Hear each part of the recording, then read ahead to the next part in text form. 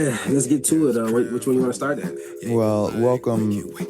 First of all, welcome everyone listening to the episode 20, whatever, the Creme podcast. I'm here, Creme Brulee, with I'm one of your hosts, other hosts. Hello, Xaii. What's going on, guys? What's going on? You see, I know you hear the crispiness. I know you hear the sound. We done leveled up. It's the crispy era of the podcast. Happy 420 to those who celebrate. If you don't celebrate, turn off the podcast, man. We don't want you. I did just smoke a little bit before we started too. You know, I honestly forgot about 420. Yeah, I mean, it doesn't. If you really smoke weed, 420 ain't. Doesn't really matter. It's like Yeah. I smoked anyway. Like yeah, like it doesn't really matter though. But yeah, I totally forgot about it. I didn't realize I forgot about it until you said something. I was like, oh shit! Like I have officially reached my UNC level. I turned in my stoner card. Like I forgot about 420. Yeah, I think the change for you and what probably makes it still real for me is when you were at a place where you're going to weed stores. I only remembered because I'm still going to weed stores, and when I walked in, it's 420 starts 410, 50% off edibles, 50% off shatter, and all the other shit I'm not buying. I'm just like, hey, I'm happy I got these deals going on. You know what I'm here for. You know what I'm here for. All that other stuff sounds good. I see your sales rep over there. Don't talk to me, buddy. How is it Seattle compared to Portland with the dispensaries?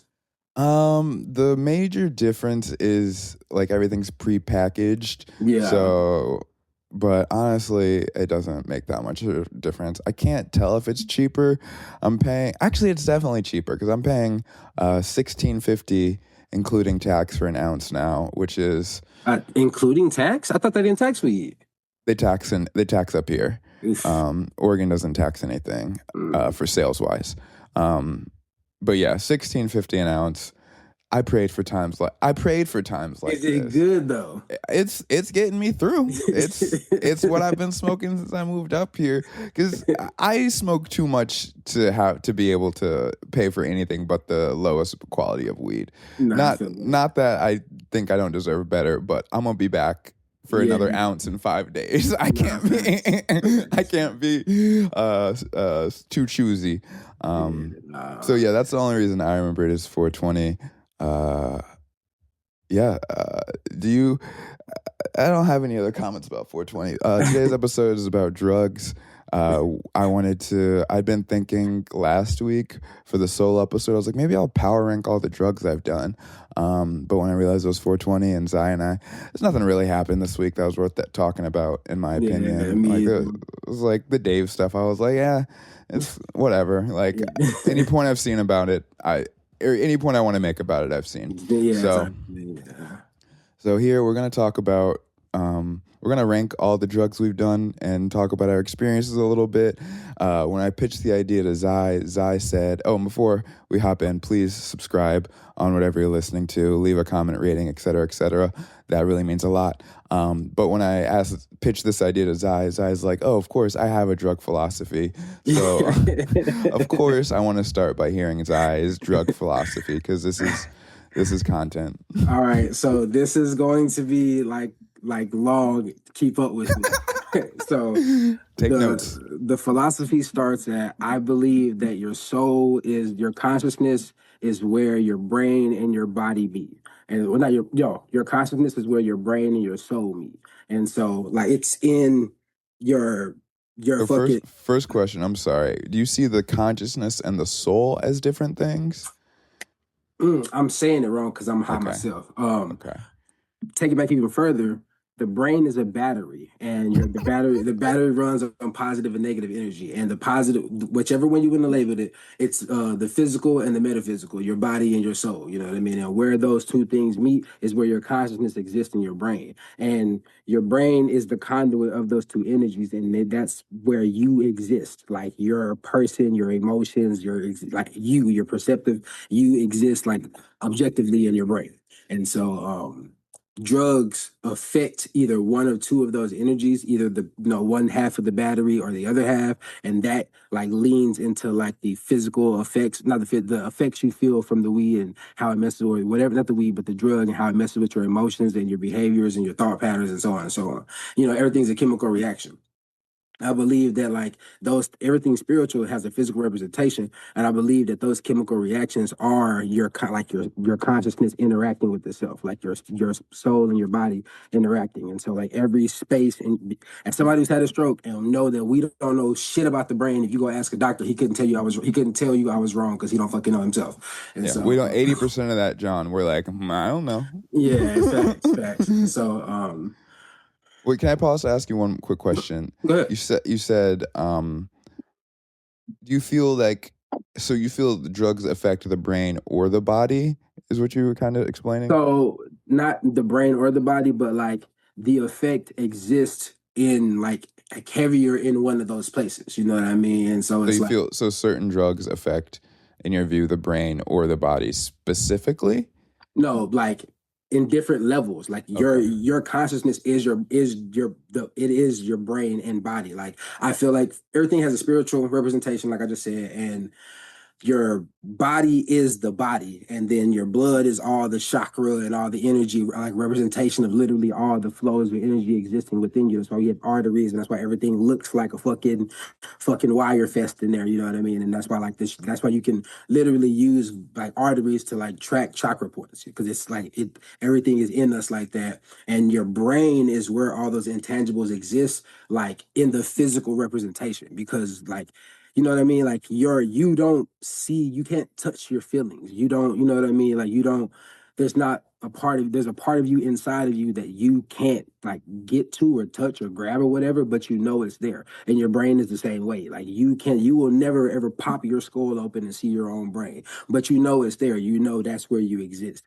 And so like intrinsically, they're connected, you know what I mean? But when it comes to the drugs, like sometimes one might affect this, like the spiritual aspect, or like the metaphysical aspect of you more, and you'll feel that high more in your brain. But something else might affect like the physical part of you more, and you'll feel that high more in your body. Not even to be like indica or sativa. Like I feel like that, like weed is its own. As we get deeper into this, weed is its own like little construct of how it has its like intricacies in my philosophy or whatever. And so, but So do you feel yeah. the perception we have of our experience is based on both our brain and our body's perception, or do you think perception is fully in the brain? Both. I feel like so. Hmm. How do you, because I'm not saying I agree or disagree. I don't know if I really thought about it in this way. How does our body, because from my understanding, and especially like I fucked up my back a couple weeks ago, so like they talked a lot to me about like nerves and like how all the stuff on your spine is connected to your brain and how your brain is ultimately processing all the feelings you have, right? So in a sense, I guess you could argue that we are driving our bodies, but all of our experiences of our body is filtered through our brain. Like the way we see things upside down, Yeah. and our Yeah. brain immediately translates it to right side Yeah. up. Yeah. No, exactly. I feel like just like you said, like we're driving our bodies. You know what I mean? And like, but like to a certain extent, like we're driving our bodies, but this is cars. So the cars are our bodies. You know what I mean? And so it's like that's why when you fucking wreck into something, that shit fucks you up, and you like it's not just like, oh, I crashed my car, but I had airbags. You know what I mean? Like it doesn't work like that, because you this is this is your body. And so but I do think like in the space of like the actual like perspective, or like how that your that is all filtered through your perspective, I do think is intrinsically tied to like let's just to be even like I don't know, take it to other species. Like there are certain fish whose eyes, well, most, I think all fish mostly, but their eyes are on the sides of the head, so they can't see straight. So like they literally cannot see ahead of them. Like they have to like do this to see ahead of them, and they have to their brains have to compensate for that, so they can to that's like their experience, like that's their perspective and like interaction with the world.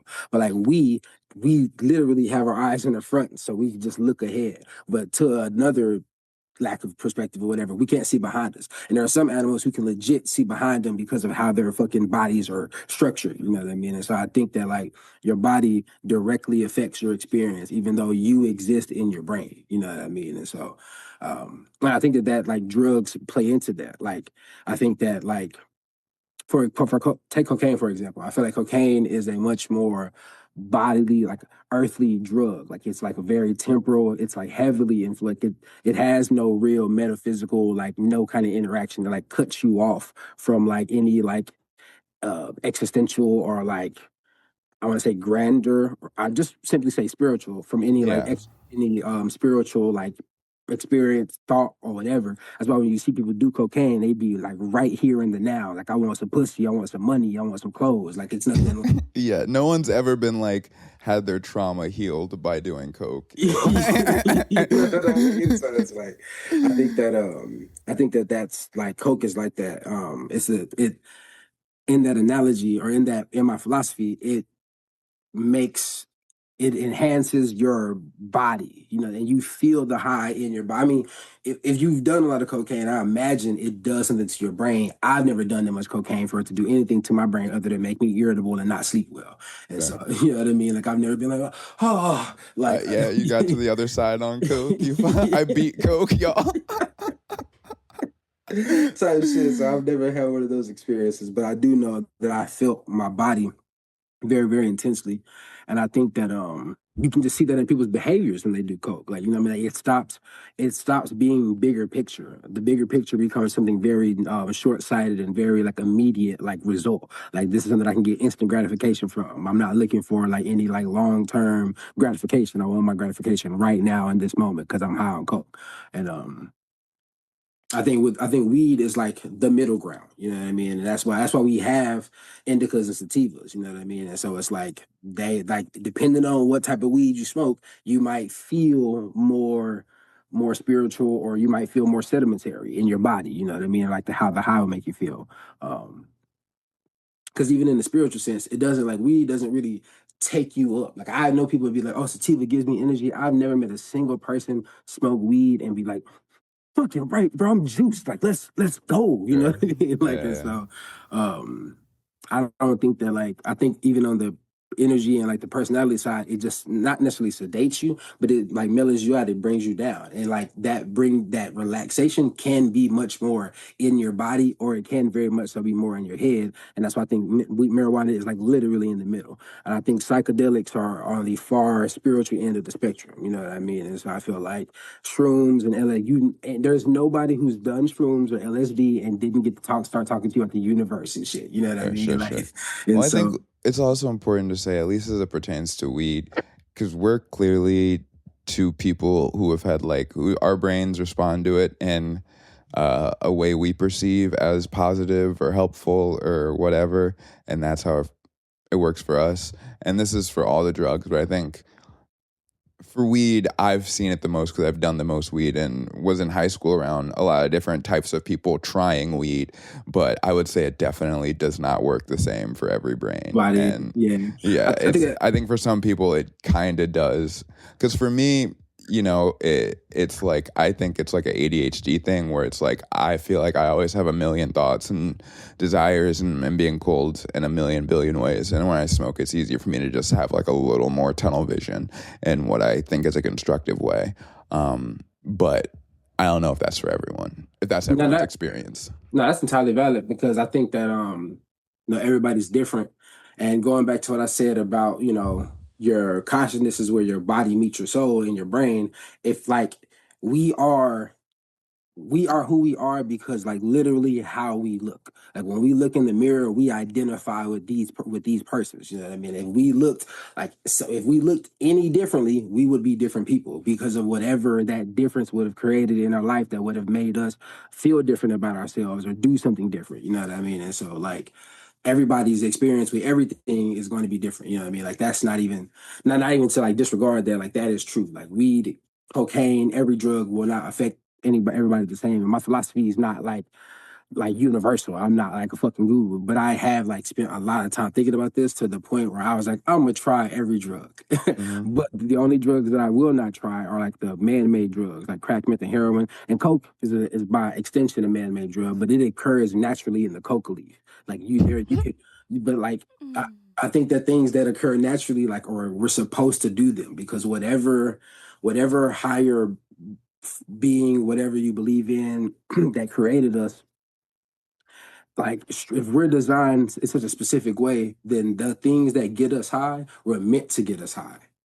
You know what I mean? Like apples don't get you high. You could I think it could, I believe you. I'm aligned with you from the perspective of like I also have and am comfortable doing with every drug that I perceive to be natural. And I guess what I rub against it is like some of them are poison, right? And it's your body. And it's your body being poisoned, but in a way that's like we're gonna control it a little bit, you know what I mean? So, yeah. I was one of the impetuses I had for wanting to do this was, have you heard about ibogaine? No, it's a Ibogaine, I heard it because this journalist talked about having done it, and it's basically um similar in experience, as I understand it, to like a drug like ayahuasca, where it's like you got to be have it done in a ceremony, and they like cover your eyes and you like trip for like a couple hours overnight type of shit, and people talk about how it's like changed their life or whatever. And when they were talking about it, they were saying it's like extracted from like a bark somewhere in Africa from like a tree type shit. And that got me thinking about like one of my friends online who was like a super hippy dippy. Shout out Breathing Aaron on Instagram. You know, but I feel bad now that I said hippy dippy, but a real spiritual crunchy dude. And crunchy he is crazy. well, he posted about doing like this ceremony where like basically this frog liquid. It's not like some part of this frog liquid. He like burned his skin, and they like put the liquid from the frog onto it, and he basically like puked for like 3 or 4 hours, and it's like it was great. And I'm like, sure, but you poisoned yourself. You know what I mean? So that's where I come into like, yes, and I don't know how. There's clearly some, maybe not a line, but I think No, you're right. Some of this shit is just straight up poison. Sometimes we're just straight up poisoning like ourselves. alcohol. Alcohol is from the earth, and alcohol Yeah. is also kind of just poison. You know what I No, yeah, mean? definitely, it is just poison. But that's why it fucks your body up. Like, Yeah. you know what I mean? Like, it's one of those. So that's why I say I don't know if necessarily I feel we're supposed to do it, if that well, makes sense. yeah, that's fair. I do believe though in everything in moderation. I do believe alcohol like can be fun in certain moderations. You know what I mean? I feel like it's not. It's not the worst thing. Like it doesn't just like off rip start killing you. You know what I mean? Sure. But I do believe I don't think that you're wrong that it's not that it's a poison. That shit's a poison. You know what I mean? And so like that's why when you get drunk, to me, I don't like getting drunk. Getting drunk feels fucking sucks because it's like I feel stupid. Like I feel dumb within my own body. Like this doesn't feel good. And so um but yeah, I think that everything affects everybody differently. I think that when I say like we're meant to use them, I feel like that's different for everybody. Like everybody may not be meant to have every experience because of how their body's designed. But me personally, I believe that everybody should do LSD by the age like 16 or 17. By 16? I feel like when I I feel like can't listen. Zaya said that. I'm just. This is not an endorsement from me yeah, or the yeah, show officially, but Zaya this is says on go me. for it.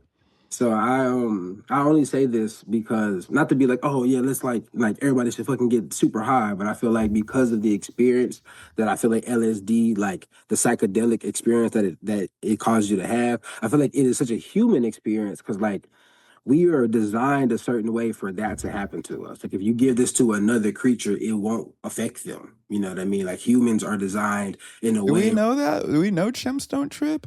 No, chimps do shrimp because I have their how similar their brain structure is to Okay. ours. But like, I don't think fucking snakes and shit trip. I don't think that. I don't. You know what I mean? Like, I don't think. But like, I would love to imagine what a snake's experience would be tripping. But yeah, you're right. I mean, I could be wrong about that, but I For don't think sure. so. I think that our experiences going back to what we were talking about with everybody being different. I feel like you have to be built a certain way to have a certain experience on no matter who you are, no matter what you are. You know what I mean? And so, um, But I believe that when it comes to LSD, it's an experience that we're supposed to have because I know people talk about bad trips, but I don't. I won't take away from nobody's experience. I've never had a bad trip, nor have I ever seen anybody have a bad trip. Like I You've don't, never seen anybody have a bad trip? never seen a bad trip in my life. On shrooms, I have, but never on LSD. I don't. I put LSD above shrooms. When we get to the ranking, LSD. You've never been like at a concert and seen like somebody else having a bad trip? Nah, man. Whenever we're just doing LSD, I also like I've never been in a mass setting where everybody did LSD. I've been in a mass setting where me and my friends were on LSD, you know what I mean? But I've never been in a setting where it was we were tripping at a rave. You know what I mean? Every rave that I've gone to, and maybe it's because I'm in Texas, has been rather like conservative and sheltered. Like people were What doing does that even mean?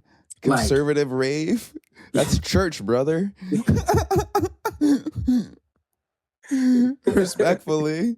no, I guess I mean in a sense where like people weren't just getting loose, you know what I mean? Like it wasn't like people were just turning up, but like people were doing Molly and ecstasy. But like I feel like, well, I guess that's what I mean when I say conservative. Like people weren't doing like psychedelics, like they weren't doing shrooms and they weren't doing LSD. They were doing like ecstasy and coke. It wasn't like, you know what I mean? Like it wasn't like a trippy rave. If that makes sense. Sure, I get it. There's a more speedy rave and there's a more jam bandy rave. Yeah. Yeah, I'm sorry. Were you? Did I cut you off? No. I was just saying that I ain't never seen a bad trip. I've only Yeah, my philosophy is like eventually we'll get to the rankings. We'll probably move to the rankings because that'll just be a space for us to talk about the drugs more specifically. But my philosophy in terms of quote unquote bad trips, I've only had one trip that I consider like quote unquote bad, and it wasn't even because of necessarily my philosophy is like if you trip, you take some drugs and your brain turns on you in some way, either you don't need to be taking drugs at all and that's your brain's way of telling you that you're not the type of person that LSD works for, or you needed to have that bad trip, meaning like whatever difficult feelings you were confronted with or whatever trauma that resurfaced or whatever you were struggling, like you and a friend got into a really bad fight. I think that needed to happen. And it might not have been fun. And that's like the one bad trip I've had where it was like the drugs didn't really make me do anything that crazy, but the person I was with, there was a lot of like underlying tension that neither of us had necessarily talked about beforehand.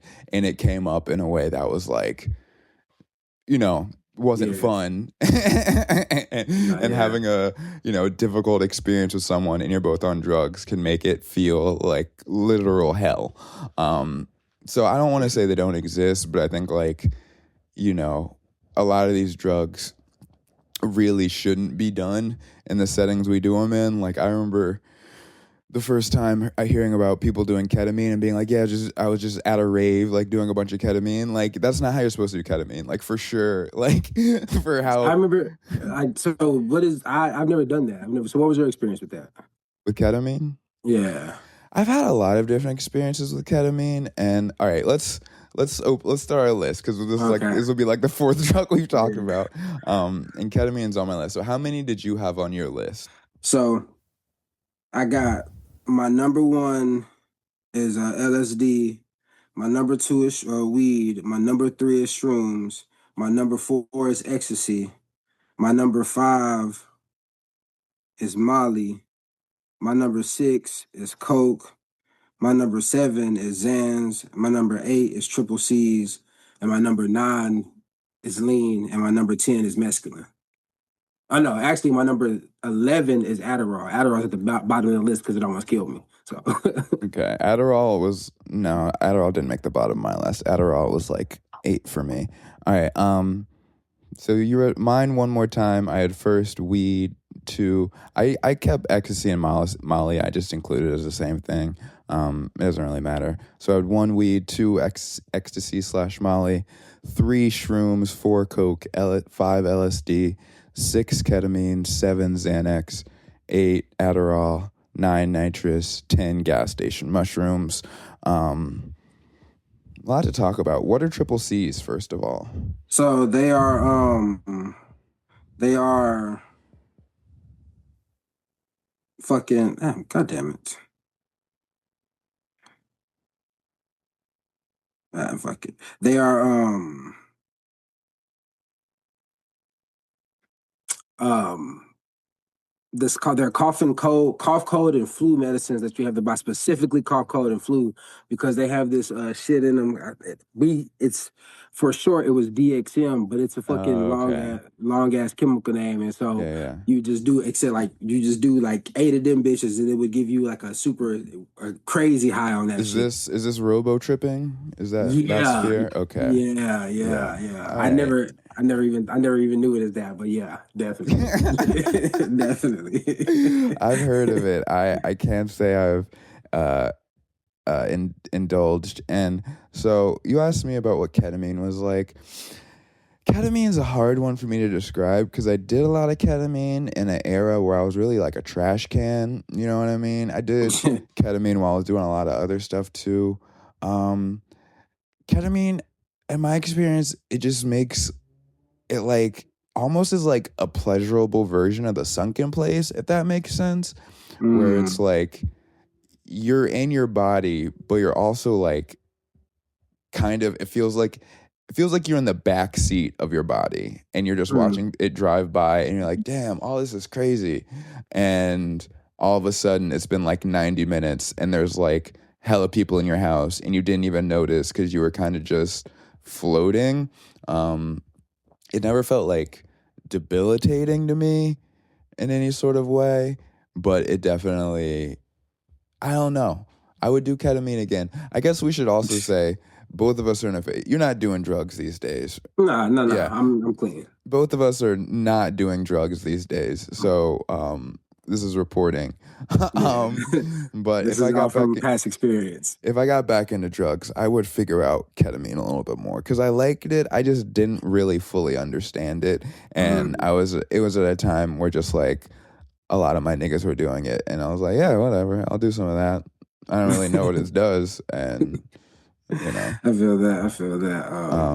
what was mescaline like? So it was trash. It was trash. It was like you ever seen the cover of Fear and Loathing?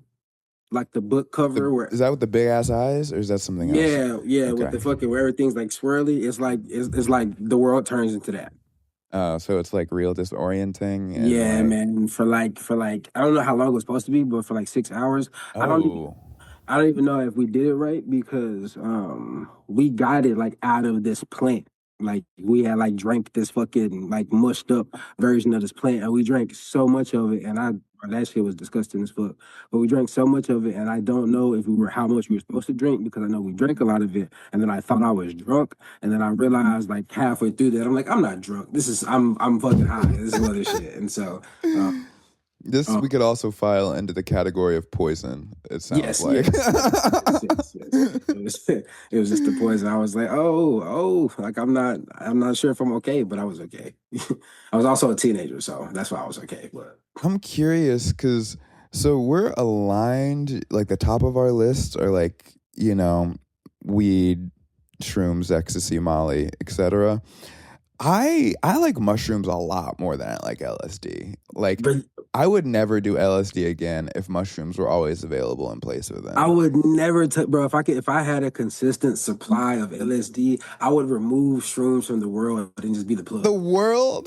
The world. I'd be like, y'all don't need that. Just come fuck with your boy. I got you over here. Zaya Just said, go. not even just for me. Y'all good. Yeah, Yeah, we yeah, all good. everybody's good on shrooms. Nah, Everybody's what good I on. like about shrooms to me, it feels more earthy, and I know that sounds kind of like, No, it's true. It's true. yeah, I feel like nature. I feel so connected to nature on shrooms, and not to say I don't on LSD, but shrooms. If I had to like, I like shrooms because for me, it's like all the best parts of LSD besides the part I perceive as like feeling a little cracked out, which is how I always feel on like hour 6 of like an LSD trip. Really? I feel because like for LSD is like cool, 8 o'clock, set 6 p.m. We take it, we're having fun till 2. Great. I don't like the 4 to 8 p.m., 8 a.m. the next day where I'm just like still kind of awake and the world's getting started again and I'm just kind of walking to 7-Eleven and like the gravel looks weird and I walk into 7-Eleven and everything is too bright and I feel like everyone's looking, you know what I mean? You know what I I mean? Like I love that. I Shrooms is love that. like, you love that? That's like the come down of LSD is like low key my favorite part. Yeah, the come down. It's not that I don't like it. It's just no. I'm saying what I don't like it. That's exactly what I'm saying. That's what you said. Yeah, it's not that it's like unpleasurable. It's just once I've like, it feels like I peaked 12 hours ago and I'm still going. It's like no, I want to start tomorrow now. Like I want. I I had the never trip. Can we start tomorrow now? I never want the trip to end. I guess that's why. Like I love the like you slowly like how you come back into the world on it. I'm always like it's my favorite part because the you are it's the closest I think you can be on LSD with like I'm beyond being fried and like being just out of place with the world around you because the world around you isn't fried like you are. But then as you're like coming back, like I'm still a little fried, but not fried enough to where like I am disconnected. You know what I mean? Where like you said, the world is starting again, and like I am getting back into that. But I don't ever want it to end. And because like I like having like super long peaks. Like I like for my peak to be like I like to get high on my shit, and then by hour 4, my peak is started, and we're rolling until like hour 8. You know what I mean? And I'm peaking, and also I like to have long trips. Like I'm the type of guy I'll take 2 tabs. You know what I mean? Like, let's get this bitch. Let's give you a 16-hour one rolling. You know what I mean? Yeah. Nah, I mean, I think I've had it in experiences like I've gone to music festivals and it's like great for music festivals in that way because you're like, oh wow, I'll just like I've stayed up to like 6 a.m. at a DJ because a DJ's playing and I'm like, well, I'm on drugs, so I don't really I'm standing here, I'm watching this DJ as the sun's rising, with all these other people who are clearly just like uncomfortably still high, Yeah. but Man, I not to cut you off. Go ahead. go no, that was it. I've never been uncomfortably high on LSD. The only thing I've ever been uncomfortably high on was coke. Mm. Every other drug that I've done, I live by the philosophy like do the drugs, don't let the drugs do you. So I've never ever like been I won't say never. Let me not jinx myself because I'm not to say I'm never gonna get high again. Like that's not the truth. Mm. But I I haven't had like one of those like, oh man, like I'm just super uncomfortable, like I'm too fried, except for cocaine. There are times when I've been fried on cocaine where I'm like I shouldn't be outside. Like like I am a liability to myself. I'm gonna either go to jail because somebody gonna be like, the fuck is going on with this guy, Yeah. or like I just shouldn't be outside. Like Yeah, I think that's fair. Where do we I think I had Coke 4, you had Coke 6.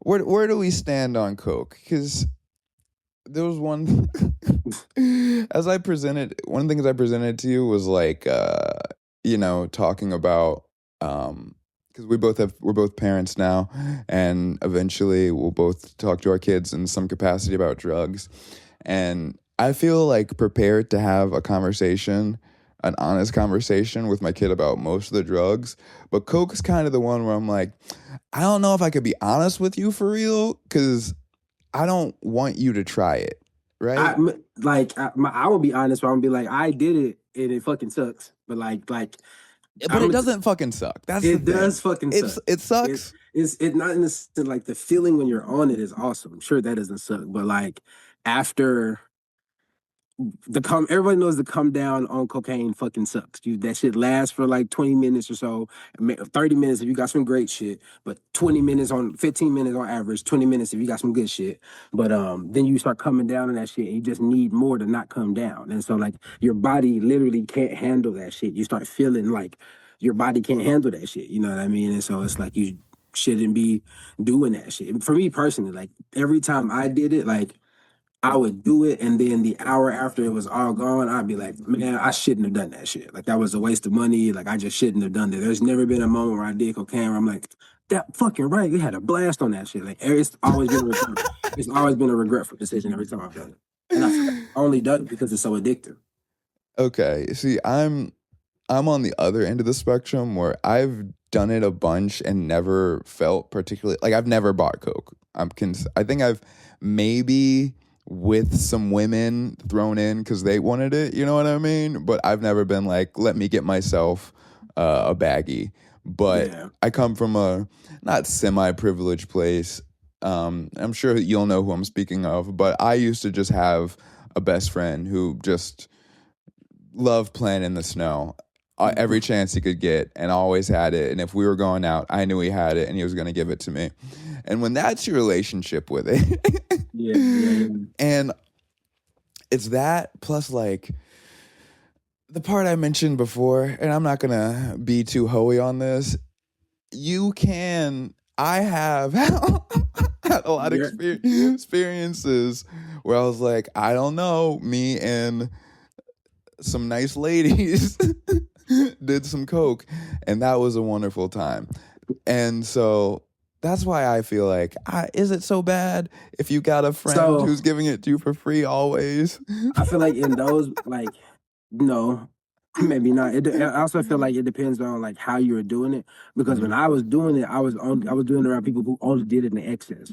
Like they didn't buy one baggie to like make it last. Like they were doing the coke. You know what I mean? And that's because they had money to get more coke. And I was introduced to it like that, and I didn't have the money to keep up with it. But that didn't change the addictiveness of the drug. You know what I Okay. mean? And so like I ended up spending a lot of money trying to upkeep a habit on a level of some people that were more experienced with it than I was and had more money to spend on it than I did. And I didn't understand as an addict, I didn't understand that. And I was also like legitimately like an addict, you know what I mean? Like I Mm. wasn't like on the streets, like let me suck some dick for coke and no shit like that, you know what I mean? But like I was like, if I had some money, I want to go get some coke. If I had some dick. Nah. Yeah, I feel you. And we're definitely speaking to like addiction versus not addiction, you know what I mean? Like Yeah. that's like you're describing my relationship with alcohol where someone else could be like, yeah, alcohol is fun, all I've ever done is had fun, and you know, with alcohol. And me, I'm like, no, no, no, no, I destroyed my family, you understand? So yeah, and it's Yeah.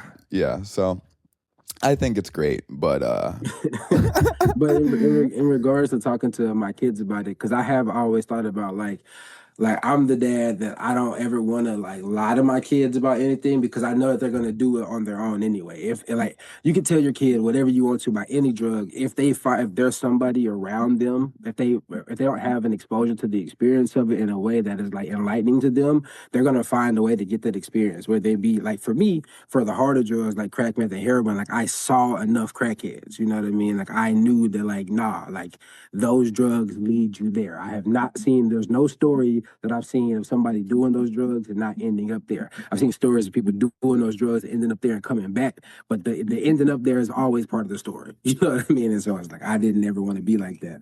And I had enough experience looking at that, but every other drug I didn't have any experience with, or didn't see any experience with. So I was like, I want to try it. You know what I mean? I'm curious because I haven't seen nobody good or bad on it. And so I wanted to find out for myself what did it do. And that's the same thing with Adderall too. That shit almost killed me. That's one thing I'm gonna tell my kids too. Like, if you haven't tried something and you don't know, do a little research before you do. Look at all the bad things that can happen first, and then decide if you're willing to take that chance. Because I also am gonna teach my kids about taking risks. Because like, Daddy took a lot of risk. You know what I mean? And taking a risk isn't a bad thing, but you have to be understanding that you're taking a risk, and the consequence that's on the other side can happen. There's always a chance that it can happen. There's nothing you can do to mitigate a risk because it is a risk. You know what I mean? So it's like you yeah, gotta be. I look my kid every night and the I look at my kid in the eye every night and say, "You are a risk, buddy." But no, you know, you gotta just I want to help them, help my daughters especially understand that yeah, you know, you know that you're playing with yourself and nobody else. Like nobody else is gonna be fucked up or affected by what you do, unless besides your parents and your friends. If you die, like if you have a good time and you're able to control it, like then nobody can really do anything or stop you. Like if like for me, for example, as a father, like I'm never gonna the only thing I'm not gonna ever support my kids doing is cocaine. And so like, if it's any other drug, though, I'll be like, yeah, you know, don't die. Don't have a bad trip. Don't have a bad experience. You know what I mean? And if you do, call me. because I'm never gonna judge you. I'm never gonna be like, oh, you shouldn't have been doing X, Y, Z. I've done everything. So like, who am I Not to tell? even. I'm not even trying to be funny. You would you encourage your daughter against doing Adderall? Yeah, hell yeah. Okay. Yeah, hell yeah, because I don't it almost killed me. And so it's like, I'd be like, but even with that though, it almost killed me because I didn't know what I didn't know. I didn't do enough. I only wanted to try it because, like I said, I hadn't had an experience myself, and all I had seen about the experience that it made you focus and lock in. And I thought there was a moment where I needed to do that, and I wanted to do that. But the only reason why it almost killed me is because the way that I did it. I snorted them. You know what I mean? If I hadn't snorted them, I would have been perfectly fine. Like that's the only reason why that almost killed me. And so For like I'm sure. gonna make sure my kids, even beyond just the snorting it though, like there are certain drugs where like it may seem like nothing because X amount of people have done it, but you're taking a risk. Remember that. Yeah. You're always taking a risk. Drugs are And always a risk. you can include. I've snorted Adderall and not almost died from it, and Adderall was damn near at the bottom of my list. It's such a not for me in my experience, such an unfun drug to do recreationally What because is what is the high even like? it was I just was up. We were just super, you know what I mean? Out at the bars, super attentive, super chatty. Come home. Yeah. I can't sleep. Let's wander campus until 8 a.m. because we have no chance of sleep. That was it. It was like Coke without any of the Elation. ecstasy. Yeah, yeah, Yeah. yeah. Which is whack. Circling back real quick, the thing I wanted to say about, well, I guess, so what do you think about the concept of gateway drugs? Because this is like something I've gone back and forth with a lot because I the thing about Coke that I felt made Coke like kind of a gateway drug that makes some other drugs kind of gateway drugs is the problem with Coke for me was it's not like the drug at all. I didn't have a negative experience with. It's that if you're doing Coke, you're just going to random people's houses to do Coke until Yeah. the recesses of the night, and you're ending up around more random and random people who have more random and random assortments of things. And Yeah. oops, these guys have guns. We went over to the guys' houses with guns, and now they're showing us. You know Yeah. what I mean? So I've always, as a young person, was like, the concept of gateway drugs is kind of fugazi, and I don't even really consider weed a gateway drug, but I do consider something like Coke or even like doing Adderall in college a gateway drug because now you're snorting stuff, and now you're going to Yeah. weird houses, and now you're, you But know, see, I don't believe in gateway drugs. I believe in gateway personalities. I believe that's like what you were saying, or like you do this drug and it leads you around this certain environment because that's where the drug exists the most at, and in that environment or exist certain people, and then based on your personality and how like easily influenced or swayed you or pull or like in fact like or high, just basically high because yeah, you're you know what I doing mean? drugs. Exactly. So like depending on your personality, you might lean more, you might have a certain experience because of what you were doing. You know what I mean? And so um yeah, I don't believe I believe anything can lead you anywhere. You know what I mean? And Mm. it all just depends on who you are and how you're built is what you'll try. You know what I mean? Because like curiosity kills the cat. Like I said, with like I've been around meth heads, I've been around like crack heads, and like when I was smoking weed, like I remember, bro, there was a time when I was selling cocaine, and I knew this bad bitch, but she was a crackhead. I didn't know she was a Mm. crackhead until I seen her buy some crack and just smoke that shit at a nigga trap house. I was like, I done known this bitch for 2 years, nigga. You telling me she smoked crack, nigga? Like, Damn, I had you different in my head. You had a oh whole me, different life in my head. oh me, I had her bag entirely different, but that bitch was a crackhead. But I say all that to say she had the personality of somebody, but like she understood what she was doing to the sense where like she wasn't gonna let it take her any further than she wanted to go with it. Like she'd do some crack, but she also would go, but she gonna get out the trap house. You know what I mean? She's not gonna be around a bunch of niggas in this trap house on crack. She know better. You know what I mean? Like I don't know if it's like you know what I mean. I don't know if it's a Yeah, high interesting function, lines to draw, but you gotta draw them somewhere. but yeah, she just blew my mind when I saw her do that shit. I was just like, I didn't even anybody can do anything. That's when I was like, anybody can do anything. Like you never know. Like if as long as somebody can clean it up enough, anybody can and will do anything. Yeah. So Yeah, it's all I think one of about the craziest parts about being an adult is coming to your mid 20s and realizing how many people are on coke. You know what I mean? You think coke is kind of a niche thing, and then you start going It's out in your 20s, and you're like, oh, everybody, but everybody's on coke. it is a niche thing past 30. Sure. I think once you hit like in your 20s, I think coke is the risque drug to try. You know what I mean? I feel like if you're in like the average 20-year-old party scene, club scene, whatever, you know what I mean, going to college, like that's the upper level. You know what I mean? Like that's the super drug or whatever. But like it's not.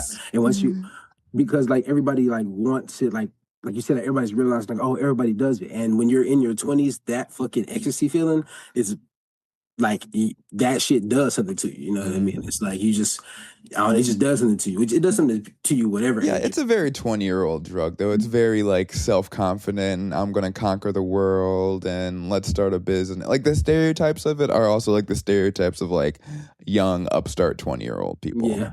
No, definitely, definitely.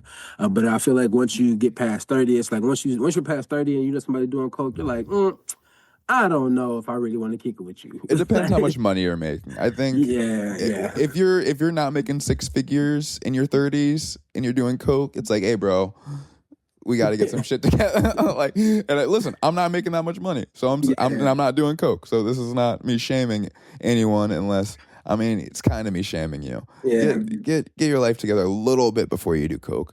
Um, Yeah. I definitely do believe you got to hit at least six figures to have a recreational coke habit after 30. Like Mom Donnie, make it happen.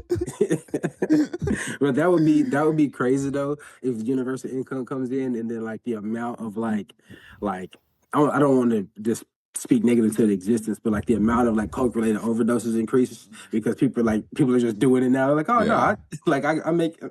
I can do this. Like I have my Big Coke would love it if we all had free money from the government. Big Coke. I mean, for real. I think I talked about it on my last episode during the COVID unemployment. The amount of money I was spending on drugs and women related stuff. It was most of the check. It was a lot of the check. I think that man, I don't even remember what I did with my stimulus check. I don't even remember what I did with mine. Did I get mine? I didn't get mine. I don't remember why. Maybe we'll circle the block on Joe Biden. Do you want to pull back up on Joe Biden? Yeah, we can spin the block on it. Be like, hey, Um, bro, where's my check at? Trump signed it, but I ain't get it. we both had Xanax in about the same position. I would say if it That's the most weren't, boring drug on the list. you think boring? That's the most boring drug on the list. If it weren't for how it just destroys your memory and you'll just like, if it weren't for the side effects, if it were just, if we were just talking about the vibes of any drug, I would have Xanax a lot higher because I don't anymore. It's probably been at least, I haven't done Xanax since before the pandemic, maybe after, because I haven't done Xanax since the pandemic. Let's say that. But man, I used to love doing Xanax, man. I'll be Yeah. honest with you. You take a Xanax, go out drinking, you wake up, it's 3 days later, and you're like, where the fuck is my wallet? Who the fuck whose phone is this? This isn't my phone. This is someone else's phone. No, man. I feel like I didn't fuck with Xanax. It was like high school heroin to me. Like, Kinda, yeah. yeah, like everybody in high school was on Xanax and they were like heroin addicts. So And I you was nod off and you take the best, then the Xanax naps. are I have a child now. I haven't had rest, the type of rest a Xanax nap provides. Man, there were times, and I did them in high school, and like, but I was never. Did I ever take full bars? I think I did a couple of times, but I never was one of the a person to like, oh yeah, like let's fucking get barred out. You know what I mean? Like, one Xanax would put me to sleep. I'd be like, all right, I'm good. You know what I mean? Like, I don't really need. Bro, there was this one time though. You ever heard of hydrocodone? Yeah, of course. So I had a bag of hydrocodones. I think they were just really, really low milligrams or whatever. But they had to be low milligrams because I had a bag of them and I took the bag had at least like 30 pills in it. But I took the whole bag in a day at school. And I was trying to get fucked up. I was trying to get fucked up. Clearly, clear. And I think I was a freshman in high school too. I was trying to get fucked up, and they the whole day they didn't hit me at all. And then I got out of school and I went to meet up with my homies and went to go smoke. And we went to this laundromat in the apartment complex because I live in Texas and you can't just be smoking on the block like you can in Portland and shit. But was in the laundromat smoking, and then one of my homies put out some Zans, and he's like, "Hey man, y'all wanna do some Zans?" And everybody was like, "Yeah," and I was like, why not? You know, what I mean, I was also 14, I was the youngest person there, and so I've taken 30 hydros today. Why not throw I was another? I was 14. You know what I mean? So I was What's 14. 31 gonna do? Every everybody around me, actually, I think the number was 34 if I remember specifically. I took like 34 of them shits that day. But Okay, but future. but um okay, future is crazy. But I was the youngest person there. I was 14. Everybody with me was like 17, I think. Yeah, Jacob was 17, CJ was 16, and Chris was 17, and Trey was 17 too.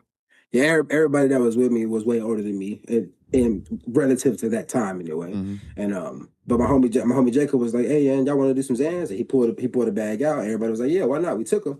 Man, I took them shits, and I had done a little bit of Xanax before with Jacob. You know what I mean? And it did not do what it did to me then. When I say I couldn't even lift my head, like I was like, and I couldn't even pick my head up. You know what I mean? Like I was like in a slump. But we also had smoked some weed. But that shit, man, that shit, I was like, never again, never again. But that's not even true. I did Xanax several times after that. But I Of was just course. like, I was just like, never again. But but yeah, like experiences like that. That's why like I never did Xanax and did anything.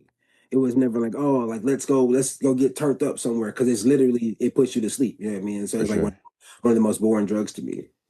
Yeah, that makes sense. I don't remember a lot of the times I had on Xanax, but I remember waking up after and being like, I think we had fun. I feel refreshed, and the boys said we had fun, and I don't have any new allegations. So, I can't remember many. I know as many times as I've done Xanax, I cannot remember no times except for that one time that I just described to you, Mm.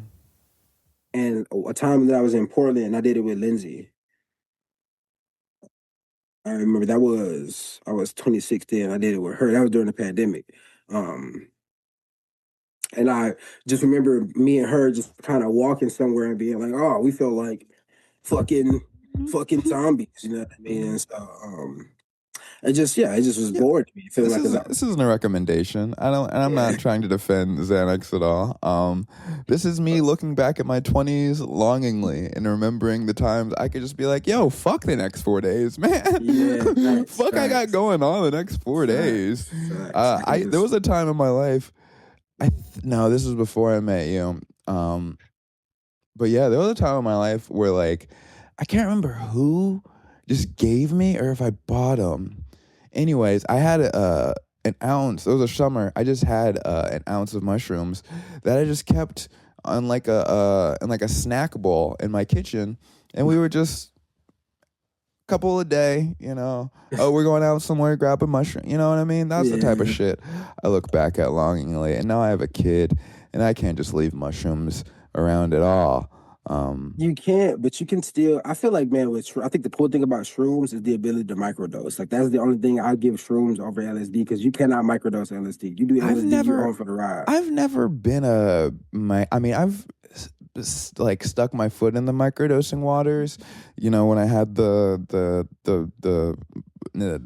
serving bowl of mushrooms, Yeah, there was like a period where I was like, let me just take one of these every day and see how it feels. That's just not how I like to get down. You know, I don't just remember we used to make. Was that you that used to make the fucking pill capsules for the shrooms? I had those around. I don't remember who made. I definitely was never manufacturing those, but I remember having them around. Yeah, I remember. I got a couple from you. Those are really nice. Yeah, Those are really those nice. are. I don't know. I just if I'm doing a thing, I think this is just like a little bit of the way my brain's wired. Like if I'm doing a thing, I want as much of it as my brain could possibly handle. Any amount less is I'm like, why are we even here? Why? Yeah. Yeah. Like I remember, I don't think this was the last time I took shrooms, but the most shrooms I ever took was like a quarter, and truly that's the only time I think shrooms ever like had me like incapacitated, where I was just like laying down in my bed and like I fully jumped into like a different plane of existence and like Yeah, I've done a quarter before too. I did a quarter unknowingly. Like mm, I didn't know, like when I was doing them, nobody knew how much it was, and I was just eating them shits. And I was like, oh, is this, you know what I mean? Like, am I supposed to eat like four of these bitches or whatever? You know what I mean? Like I like the whole stalk and shit. yeah, And then yeah. I like how many am I supposed to eat? I'm just knocking them back, like just eating them and shit. They're fucking disgusting, forcing them down, and then they finally hit, and I'm like, oh my god, I definitely ate way too many. Like, but yeah, the microdosing by shrooms is cool because I want to do it because of my stroke and I also want to do LSD again. And I know people. I'm gonna talk to my doctor. Or I'm gonna look up like how much is prone to give you seizures, but I'm not. I'm gonna just do this shit. Like I'm gonna just because I know I can trust LSD. Like Mm. I know that it doesn't do anything to your body. It just makes your brain feel a bunch of shit. Like you don't actually like nothing's actually happening in your body. You know what I mean? Like there's no I'm not gonna like. say I know what you mean because I don't want to co-sign potentially damaging information. So definitely do look into it. I'll just say Yeah, that. yeah, yeah. Don't take my word on that. There. I won't. I won't take your word on that.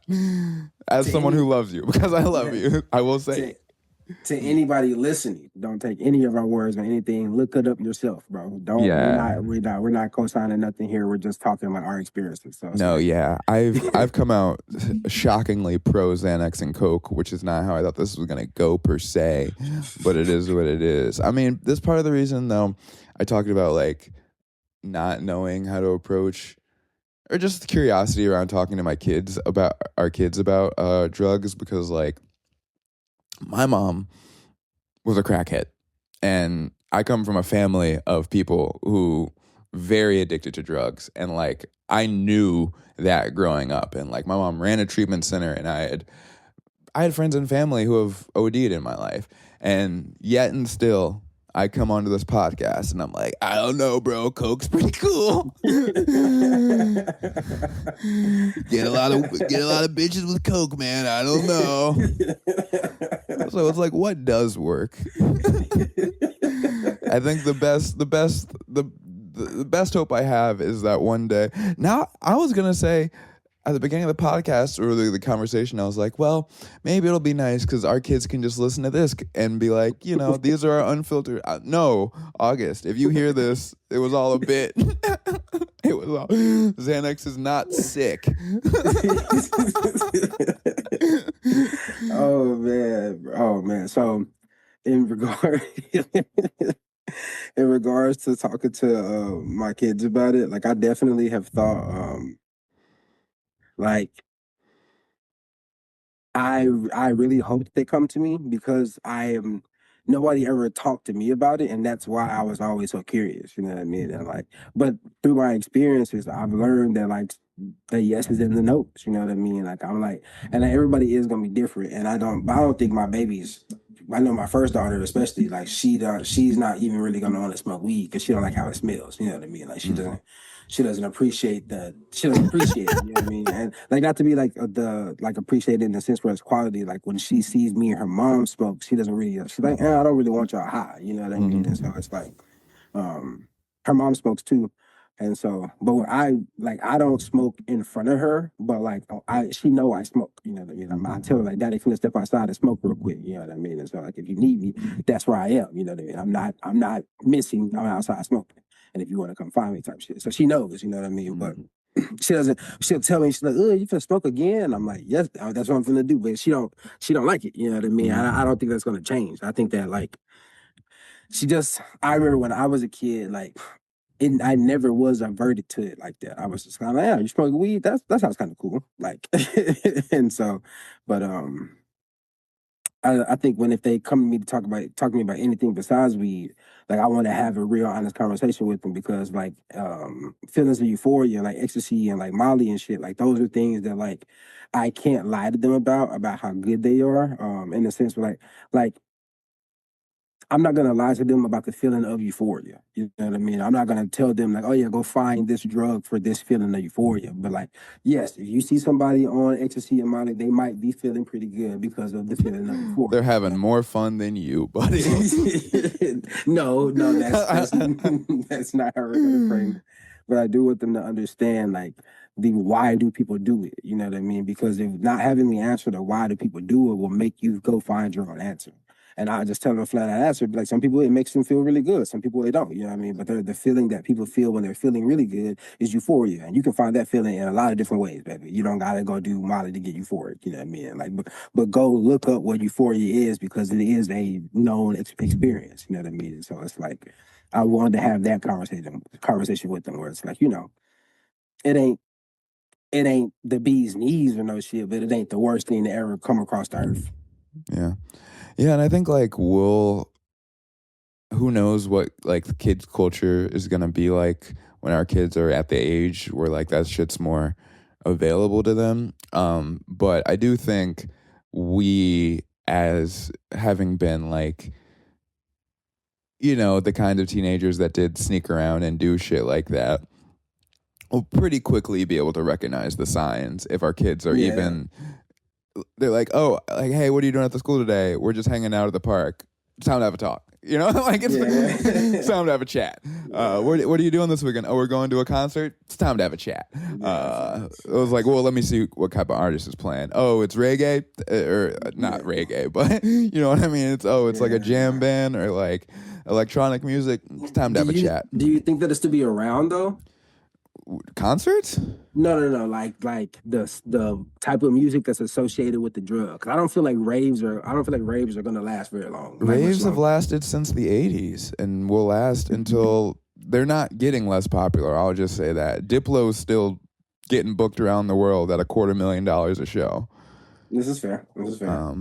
Yeah, I don't know if they'll be like in vogue, and I don't even know how in vogue they are now for teenagers, at least compared to. I mean, I think a lot of why that space exists is like when I was in high school, and like me and all my preppy friends started doing drugs. We started going to raves and stuff because that was just the place where the teens who did drugs went. You know what I mean? Or it's like not all of us were super into the music, but we're like, we're all friends and we want to go do drugs. Here's where we're all going to go do drugs this weekend at a place where we can meet other, teenagers, et cetera, et cetera. So I think a lot of it exists just to be like a social function where like young people learning about those things is kind of, I don't want to say accepted, but people know what's going on. Like I've worked at nightclubs and stuff and like Gen Security, they know what's going on. Like that's the thing, like the bouncers and like the owners are talking about like, hey, seems like a lot of people are doing blow in the bathroom tonight. Like let's keep an eye on that type shit. You know what I mean? So I don't know what my point ultimately was. What are you afraid of your kids? Are you afraid of your kid to ask you about drugs? I'm not. You're like, if there's like a specific one or just in generally, like if am I afraid of it? Like just in a general like interaction with your kid in relation to drugs, besides them doing it, like if they were just to come to approach you with some curiosity.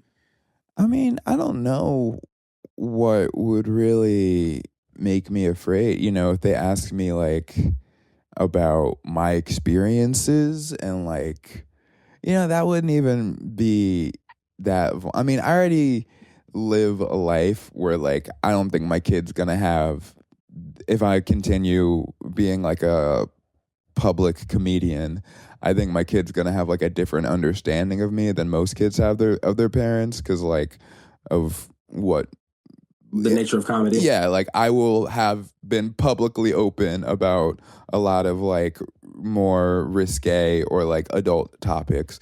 So I think there's gonna be less like uncomfortability for me to share things that might be uncomfortable for most parents to share. I don't know. I think like I think what I worry about is not knowing. I worry about going too far the other way from where I was, where I was in an environment that was pretty sheltered and not like my mom. Like I said, my mom is in long-term recovery. A lot of our family is, but she wasn't so strict that I couldn't sneak out and go do things. You know what I mean? But I still felt ultimately like it was for the type of person I am specifically, a very sheltered and like, hyper Christian. That's kind of the explanation for everything environment. So naturally, as I'm sure you want to be, is like, yeah, let's talk about everything. I'll tell you everything I've done. I'm not going to discourage you from doing yada, yada, yada. And that I'm not really worried about this, but if I had to pick a worry, it would be this, that I worry can go too far the other way. And now, there's some kid who's like the 16-year-old who like is like selling acid and stuff. Yeah, yeah. I ain't gonna lie. If one of my kids became the plug, I just help him out. I I help mean, him out. I help him out and keep him safe.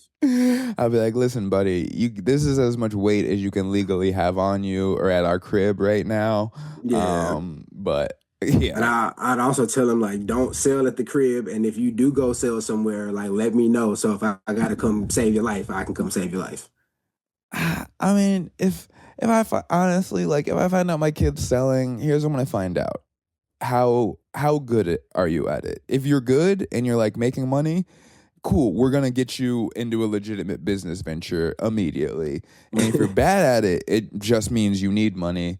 Let me help you find a way to get money. Yeah, You know what I thanks. mean? It's not that I'm so anti it, but it's like if you're really good at it, you can clearly start a Do business. business. Yeah, Yeah, you can do exactly. business. Yeah, yeah. Um, Well, I don't know. Some drugs do sell themselves. Like Coke sells itself. Coke sells itself, but I don't think you want to be a Coke dealer type shit. Nah, If nah. you want to, I'm not You gonna. want to make if you want to make money, you want to be a Coke dealer. But if you don't want to be in the drug world, you don't want to sell Coke. Yeah, that's what I was gonna say. It's like I said earlier, I was like, I've had so much fun on Coke, ha ha ha, and that has been the case a lot of times. But Coke is also the drug of like, damn, I really was at this, just like I really was having the most boring conversation with the most uninteresting person at like 4 o'clock in the morning at some random house. I couldn't even find if you tried to, Yeah, if it facts. was the daylight and I tried to get there, and I'm just like, my regrets were always like I could have gotten a good night of sleep tonight. That was really it, and maybe I should have. Uh, Nah, facts. That is the regret though. The regret is I was like, man, I could be asleep right now. yeah, I got to go to work in 30 minutes, and I'm still kind of like, Juiced. yeah, I'm still juiced, but I'm also coming down, and now I got to go do customer service.